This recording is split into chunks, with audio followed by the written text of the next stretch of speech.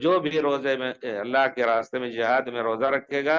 تو اللہ تعالیٰ اس کو جنت میں داخل کریں گے۔ ایک دن کا روزہ بھی، اگر طاقت ہے تو روزہ رکھ کر کے جہاد کریں، ورنہ اگر طاقت نہیں تو روزہ توڑ دیں۔ پورا شہر توڑ سکتا ہے۔ علامہ ابن تیمیہ کے بارے میں مشہور ہے کہ جب تاتاریوں نے دمشق کو گھیر لیا اور چاروں طرف سے قتل غارت کرنے لگے تو خود نکلے وہ بھی۔ امام ابن تیمیہ ایک ایسا عالم ہے جو علم میں پہاڑ اللہ نے ان کو بنایا تھا، جبل العلم،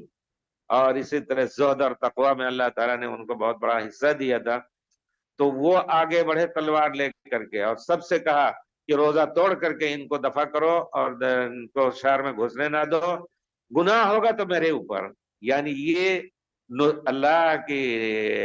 یعنی قرآن اور حدیث کے نصوص کی روشنی میں انہوں نے کہا کہ اگر گناہ ہو تمہارے اوپر تو ہم سب اس کو ہمارے اوپر ہوگا، تمہارے اوپر گناہ نہیں ہوگا، روزہ توڑ کر کے اور جہاد کرو کیا، اور الحمدللہ ان کو پسپا کیا۔ تو یہ چیز ہے کہ اگر ضرورت پڑی دشمن کو دفع کرنے کے لیے، یا مان لیجئے کوئی ایسے سیلاب آ گیا ہے اس میں لوگ ڈوب رہے ہیں، ایسا ہو سکتا ہے روزے کی حالت میں۔ اب اگر روزے کی حالت میں آپ تیر نہیں سکتے اور کچھ، تو روزہ توڑ کر کے ان کو بچانے کی کوشش واجب ہے یہ، کیونکہ الاہم فالمہم، یہ ایک عام قاعدہ ہے اصول کا کہ جو سب سے اہم ہے اس کو پہلے کرو، پھر بعد میں جو بھی اس سے کم اہمیت کا ہے اس پر عمل کرو۔ تو یہ مثال دیا ہے علماء نے کہ اسی طرح اس کی دلیل کیا ہے؟ صحیح مسلم کی روایت ہے، پیارے رسول فرماتے ہیں، صحابی کہتے ہیں ابو سعید خدری، سافرنا مع رسول اللہ صلی اللہ علیہ وسلم علی مکہ، ہم مکہ کی طرف سفر کر رہے تھے پیارے رسول کے ساتھ، اور ہم روزے سے تھے، فنزلنا منزلا، ہم ایک جگہ اترے، فقال رسول اللہ صلی اللہ علیہ وسلم، پیارے رسول نے فرمایا، انکم قد دنوتم من عدوکم، اب دشمن سے تم قریب ہو چکے ہو سکتا ہے وہ آ کر کے مقابلہ کریں، والفطر اقوی لکم، اور یہ روزہ توڑ دینا تمہارے لیے باعث قوت ہوگا، روزہ توڑ کر کے ان کو دفع کرو تم۔ فکانت رخصت، تو اس میں رخصت تھی پیارے رسول کے اس قول میں، ہمیں ایک رخصت ملی، تو اس میں ہم میں سے کچھ لوگ روزے سے تھے اور کچھ لوگوں نے افطار کر لیا۔ پھر ہم دوسری جگہ اترے تو پیارے رسول نے فرمایا کہ صبح تم دشمنوں سے مقابلہ کرو گے، والفطر اقوی لکم، اور فطر جو ہے روزہ توڑنا تمہارے لیے باعث قوت ہوگا، فافطروا، تو کہتے ہیں یہ پیارے رسول نے واجبی حکم دیا، فکانت عزمتا،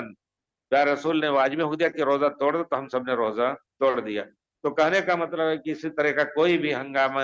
ہنگامی معاملہ ایسا آیا کہ جس میں آدمی کو طاقت کی ضرورت ہے اور روزے کی حالت میں اس کو ادا نہیں کر سکتا، پورے محلے میں آگ لگ گئی، خدا نہ خواستہ ایسا ہوا، ہم نے دیکھا ہے، ہم لوگوں کے دیہات میں پرانے زمانے میں چھپر بہت ہوا کرتے تھے، بہت زیادہ، ہم لوگ زمیندار وہاں کے، بہت زیادہ لمبی چوڑی زمینیں، اور الحمدللہ تو ان زمینداروں کے چھپر کے گھر جلنے لگے، اور